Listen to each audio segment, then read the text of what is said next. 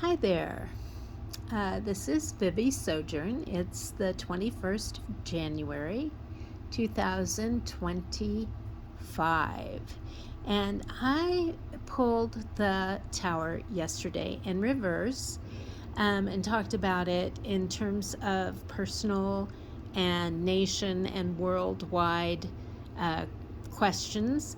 And I wanted to talk about it a little bit more because it is kind of this violent tragedy, and um, and I feel like we need to discuss this a little bit more.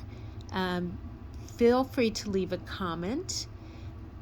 I look at this card on many levels. One, numerology. Two, who's falling. Three, what is that tower? What is that ivory tower, the thing that we held in the highest respect?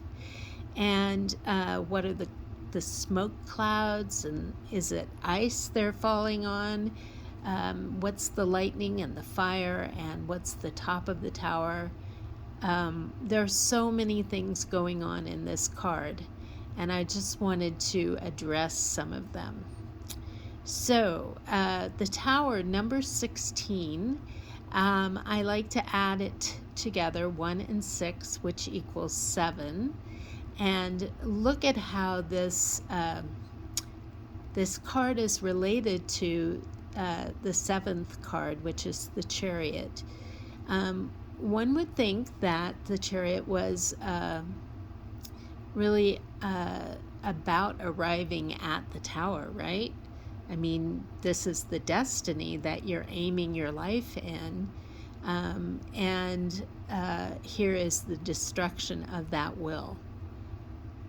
Why in the world would this card even be in the deck? It's because all of us in our lives face a moment in which we have to face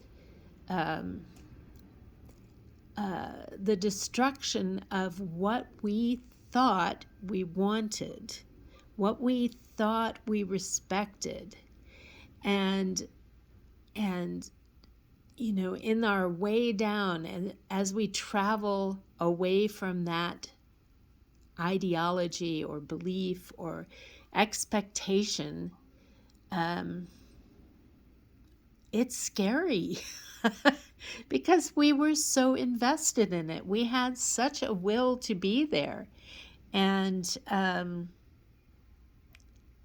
it turns out that we don't want to be there. I wouldn't want to be here, would you? No way. We don't want to be where we are.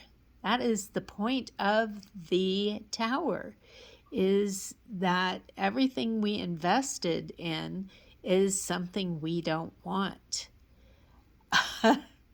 So it's so related to what's happening in the world right now, is that whatever we thought we wanted for the last 100 years is something loaded. It's loaded with explosives at the very top. At the very top. So you can see that, right? You can see that the very top of our world is loaded with explosives. Oh. And also in our minds, in our thinking selves, in even our creative selves, we're loaded to explode, especially if we are not working towards those goals anymore. If we have reached the top, we explode and say, oh my God, I have to start all over, or there's nothing to live for.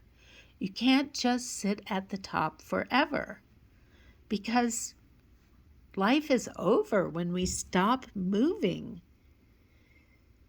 Oh my God. So, gee whiz, you have this king who's just falling, and it's the truth. They're not what they said they were. And you have the hero, like Superman, falling. He can't fly. What's going on? Oh my God. It's tough. It's tough to be in the position where you look around and you say, none of what I thought was going to happen happened. Does that sound familiar? And then you're looking around also and you're seeing that there were faults. There were maybe the foundation of the whole experience was not stable. And maybe your mind blew at the aha of your situation. Oh, it was never going to work. Oh, so these are issues around the tower. But if you look at all those holy yods, man, the source, the universe, God, Yahweh, Allah, Buddha even, are all saying, take this spark and build anew. Build something that isn't smoke and mirrors.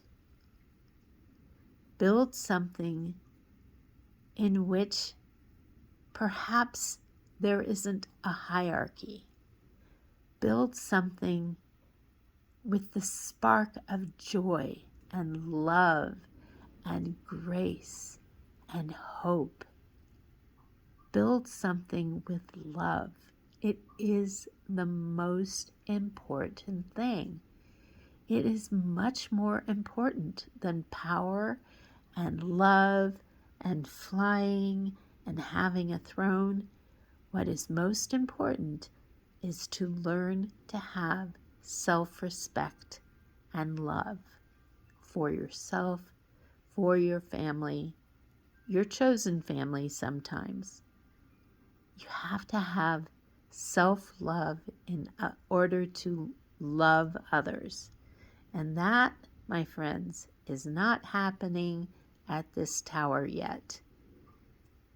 This tower must fall in order to build anew.